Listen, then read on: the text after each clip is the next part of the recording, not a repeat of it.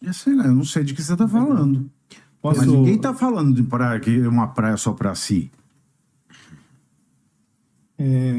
Quando a gente fala de privatização de praias, Mas quem está falando de praias disso? particulares. Pode ser... Ué, eu acho que a gente estava falando disso até agora, não tá? Exatamente. Então, Exatamente. A gente estava falando do que esta PEC não privatiza a praia.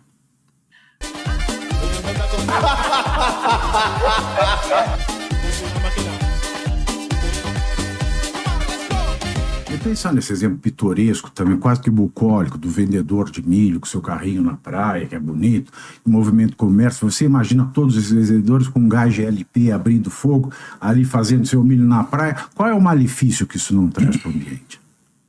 Aquele GLP ali fazendo aquele monte de comida ali.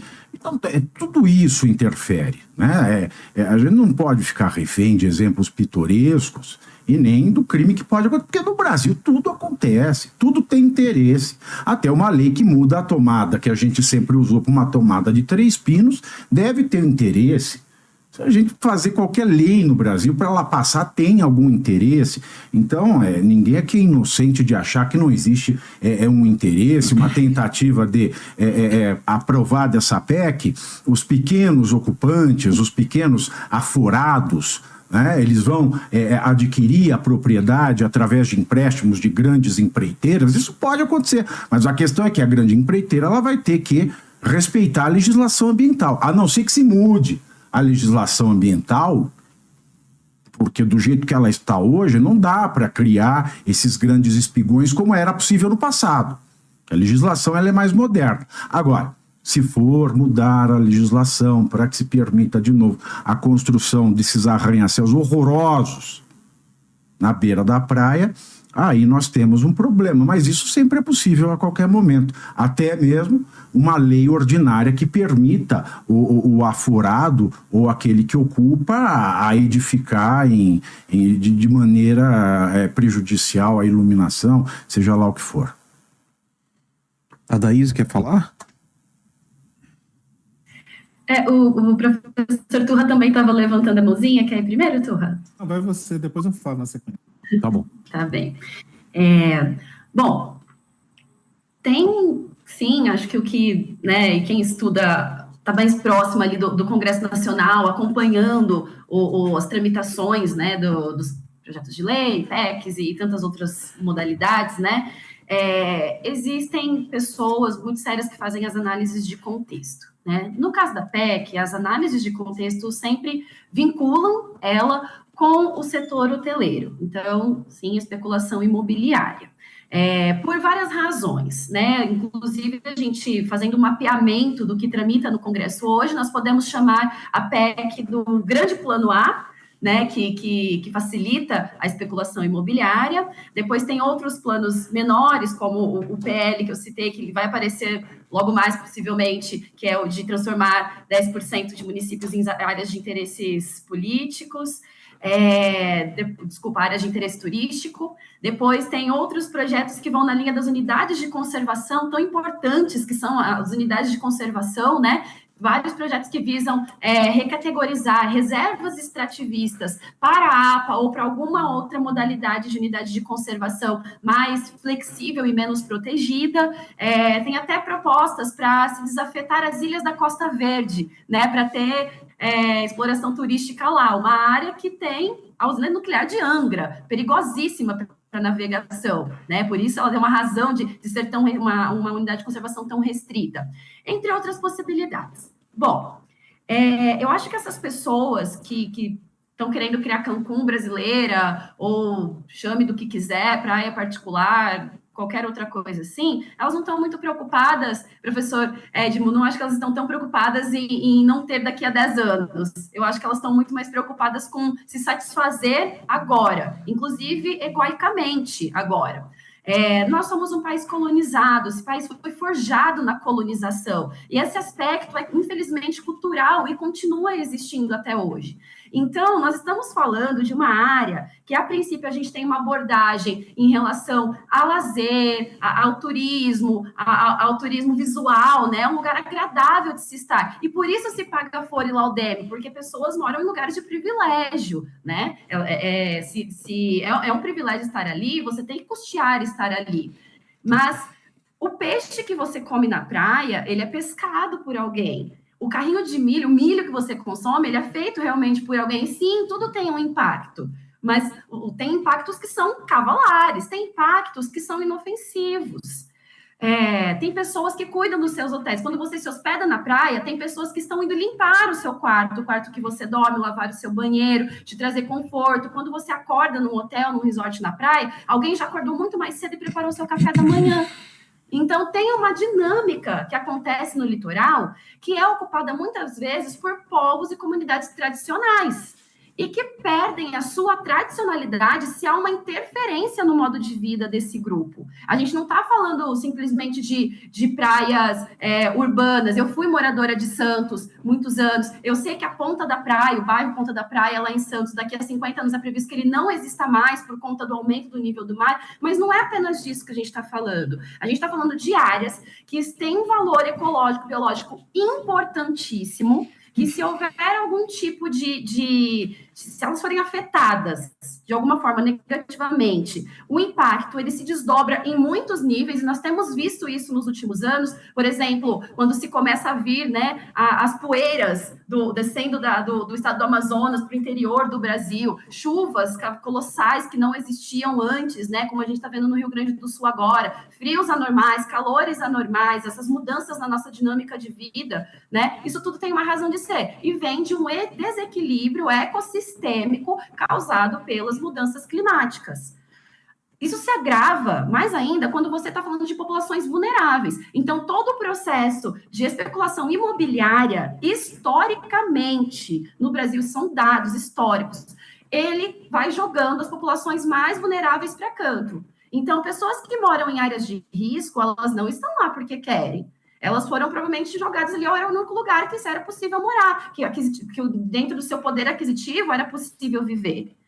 Populações tradicionais, elas conhecem melhor do que ninguém como cuidar do seu lugar. Ninguém sabe cuidar de uma floresta como os povos da floresta. Ninguém sabe cuidar das águas como os povos das águas. Enquanto eles estão ali, tudo parece acontecer com muita harmonia.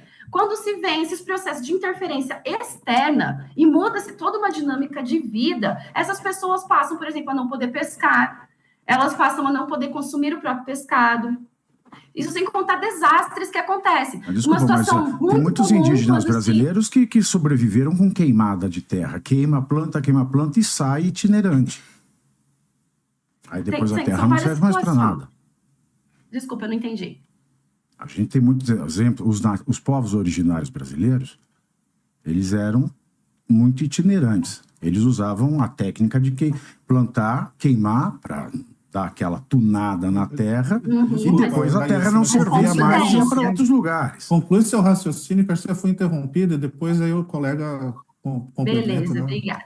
Bom, o que acontece que a gente não pode deixar de levar em conta? Quando um povo ele perde o seu território, ele pode não ser vulnerável ainda, mas ele é transformado em vulnerável, perde o seu modo de vida, ele passa ou a ter que se mudar, ou a ter que se adaptar. Por exemplo, uma população de pescadores artesanais que começam a sofrer uma mudança na dinâmica das suas águas, passam a perder o pescado, não conseguem mais vender, eles têm que sobreviver de alguma forma, e vão sobreviver como? Provavelmente trabalhando para aquelas pessoas que ali estão, passam a ser reféns de um sistema que lhes foi imposto, e muitas vezes sendo descartada, por exemplo, a Convenção 69 da OIT, que prevê a consulta livre prévia informada, para que as pessoas daquele lugar definam se elas querem ou não ser impactadas por um empreendimento, seja ele imobiliário ou não.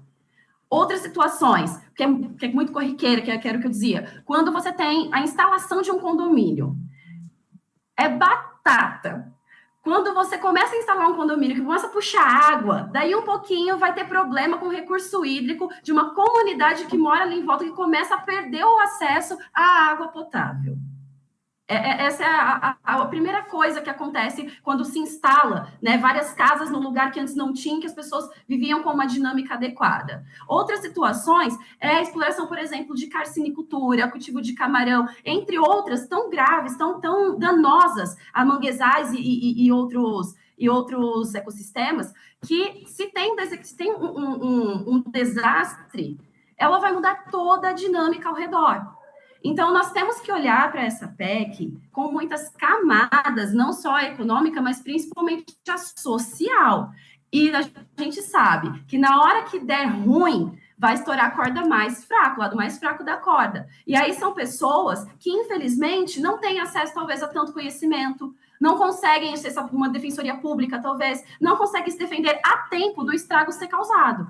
E aí eu queria perguntar, o que faz alguém se sentir tão especial a ponto de achar que ele merece uma praia só para ele e que as pessoas ao seu redor que se danem, elas podem perder o seu jeito de viver, elas podem ser impedidas de transitar, elas podem perder o seu modo de se sustentar, desde que ele esteja feliz olhando para a sua prainha ali na sua frente. Eu queria entender como uma pessoa acredita realmente que é tão especial assim para querer desordenar algo em prol de uma coisa que só vai satisfazer ao seu próprio ego.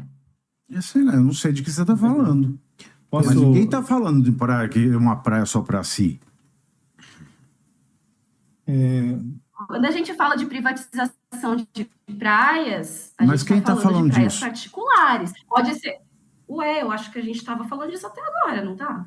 Exatamente. Então, Exatamente. A gente estava falando que esta PEC não privatiza a praia.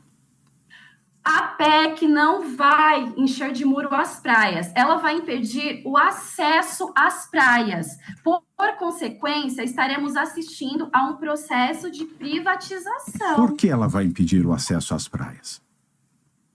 A gente não estava na mesma conversa?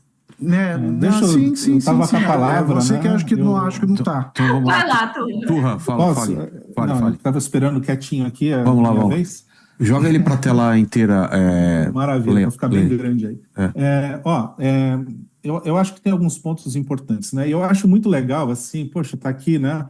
A gente trazendo um pouco da ciência. O que a gente faz na ciência? A gente pega e analisa as coisas de uma forma muito, muito objetiva, né? Então, por exemplo, o que a gente faz para pensar, né, para interpretar o caminho que vai acontecer aqui? A gente olha para essa mesma realidade em outros países, né? Porque os fenômenos são os mesmos. E aí a gente entende, por exemplo, o que acontece hoje na França, que é por conta desse problema que eu falei antes, né, que eu estava narrando, não sei se certamente outros comentaram aqui, né, da questão da proteção dessas áreas. Né? A gente tem um exemplo assim na praia de Mucugê, em Arraial do Ajuda. Estava dando entrevista sobre isso faz 3 semanas. Né? Isso é muito claro, né, esse processo. O que acontece hoje num país como a França, né, que está vivenciando isso? A França está recomprando os terrenos que foram privatizados. Por quê? Porque ela precisa dar uma função pública para esses terrenos, que é promover essa integração com a praia, manter o balanço sedimentar, tá, esse processo, e com isso dar vitalidade para que a gente tenha a praia para ela poder ser usada por todos, né? Esse que é o ponto. Então, o que acontece hoje? Quem está ocupando a parte, não de areia, a parte da planície costeira dos terrenos de marinha, né, é um terreno público que é cedido para que essa pessoa use, né? Então, ela ela ganhou o direito de usar, mas se a gente tiver um problema que está acabando com a praia, a gente, enquanto nação, a gente chega e fala assim, a gente vai garantir uns tantos de metros quadrados para aquelas pessoas, ou vai garantir a praia para muitas, dinamizando a economia, com benefícios sociais e principalmente ambientais diretos e indiretos, como esses que a gente falou, eu não tenho dúvida, né? Eu acho que a gente tem que beneficiar a maioria. Né? Então, assim, isso passa longe do argumento da privatização, né? Isso é uma outra questão extremamente importante. E é muito interessante porque, assim, eu fiquei pensando, né? Poxa vida, qual que seria o foco dessa PEC? O foco legítimo, assim, discutir a tributação, né? Em vez de falar assim, vender e a transferência onerosa. Transferência onerosa significa que paga. Tanto é que lá na PEC se fala que vai ter um desconto de quem pagou, né, os impostos nos últimos 5 anos. Isso leva a uma outra questão. A questão coerente, né, de coerência do que a gente fala, né? O colega, eu não sei o nome dele, eu cheguei atrasado, esse de blusa branca e casaco preto. Desculpa, Pavinato, me desculpa, eu não sei o seu nome. Pavinato. O colega Pavinato, ele estava comentando a questão, né, dos impostos e tal, né, e da reforma tributária, que seria uma questão. Por quê? Porque a gente tem um país que precisa fechar a conta, né? Então a gente tem que ver o que a gente faz com os nossos tributos. É claro que não pode ter injustiça e tal. Então, assim, vai discute o que você vai fazer com o tributo, isenta, diminui o tributo, né? Mas aquele terreno tem que ser público. E aí a questão é a seguinte, né? Hoje a gente também está discutindo uma outra lei, né? Tem a lei da blusinha, né? Qual que é a discussão da lei da blusinha? Né? De importação, isenção de impostos de produtos importados até Isenção à 50 taxação. dólares. Taxação. 50, isso, taxação, né? De 50 dólares, né? Esse é o limite. Né? E a discussão é o seguinte: gerar emprego aqui ou gerar emprego na China, né? E abrir a possibilidade das pessoas adquirirem bens, né, com valor um pouco mais baixo do que aqui. E essa é a discussão, né? Isso significa que a gente, né, ao tributar isso, a gente vai aumentar a arrecadação e equilibrar o jogo com a produção interna. Então, eu acho que é um pouco isso, né? E essa PEC, o que ela está fazendo? Ela vai tirar da gente uma fonte de tributação que vai acabar impactando, num segundo momento, o que a gente faz com esse dinheiro, porque esse dinheiro da tributação, a gente está falando de 1 bilhão por ano. Edmo, fala aí, o que a gente não faz com 1 bilhão em termos de pesquisa oceanográfica, em termos de demarcação dos terrenos de marinha, em termos de modelo para a gente saber inundação, para a gente proteger esse bem que é de uso comum de todos. E eu não estou falando isso com... obviamente sem conflito de interesse, mas eu estou falando que o dinheiro para a gente fazer a coisa certa, para implementar as políticas públicas, tinha que sair daí. Então, eu acho que a PEC ela tinha que fazer o seguinte: carimba esse dinheiro, destina esse dinheiro para as políticas públicas que têm que ser feitas para a gente garantir a vitalidade da nossa costa, né, para todos. E aí, nesse sentido, a PEC ela é visceralmente contrária a esse movimento, infelizmente, né, e isso está ficando cada vez mais claro, né? Então, é isso que eu queria esclarecer para a gente também trazer uma certa coerência, inclusive pensando no aspecto tributário, que ele não está sendo muito discutido e ele é importante, né?